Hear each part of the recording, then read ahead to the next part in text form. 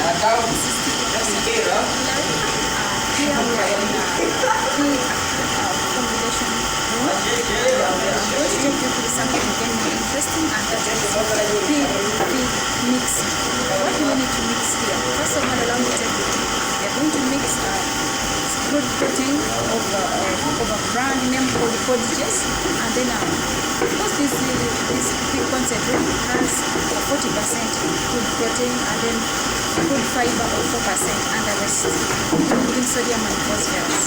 Another thing also is we are going to mix with maize bran. And the protein in maize bran contains more of carbohydrates, and this maize bran has broken maize in it. And here where we are in right now is we are in a feed mixing or feed mixing. Now this feed is only mainly pigs. That's what I'm telling you. To get more profit, inputs should be high. Each input should be low, and of course more profit. Now let me take you through this process. This is a machine.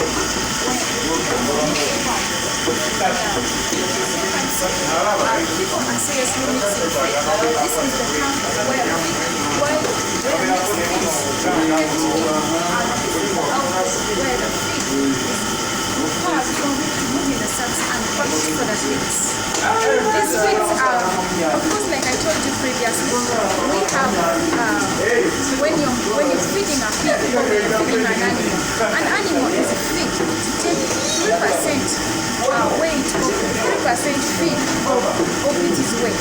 That is like maybe, for this example, they are given 3 kilograms per day, meaning they take 3% of their weight per day. And this feed is feed, like I told you, we are in a feed mixing. You may ask yourself, how much feeds are mixed, or how is it rationed?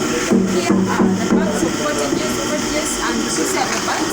These ones, they are taken, these are 50 kilogram bags, and they are taken 5 bags mixed in 10 bags.